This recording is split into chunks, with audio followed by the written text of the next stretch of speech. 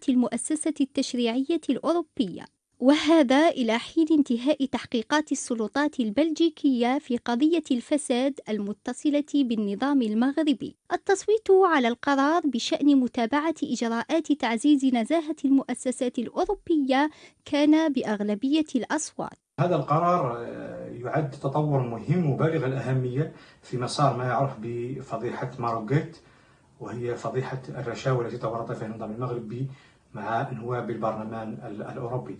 ولكن الأهم في هذا القرار وهو الفقرة الأولى التي يدين فيها البرلمان الأوروبي يعني تقديم المغرب لرشاوى لبرلمانيين أوروبيين من أجل يعني خلق نفوذ وتأثير على البرلمان الأوروبي لصالح مصالحه الخاصة.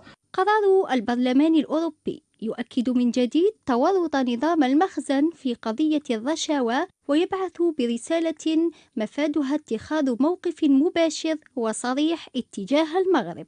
هذه يعني إدانة حقيقية وصريحة للمغرب، وهي تشير على أن المغرب متورط في هذه القضية عندما يقوم البرلمان الأوروبي بالإدانة المباشرة وطلب حظر المسؤولين المغربيين من دخول البرلمان بالتزامن مع صدور مذكرة من قبل القضاء الأوروبي. هذا يشير على أن هذه القضية تتجه إلى تأكيد تورط المغرب، وتتجه بصورة أخرى إلى إدانته يعني بشكل واضح وصريح. القرار يأتي على خلفية فضيحة ماروغيت التي كشفت عن تورط نظام المخزن في قضية الرشاوى بعد توقيف النائب الأوروبي السابق بيير أنطونيو بانزيري في بلجيكا في إطار التحقيق الذي هز الهيئة.